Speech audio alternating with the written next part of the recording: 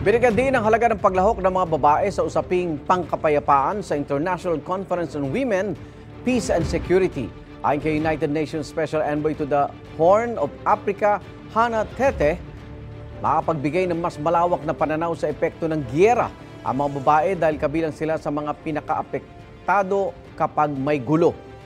Mas magiging lehitimo at epektibo raw ang peace process kung kasama sa usapan ang mga babae.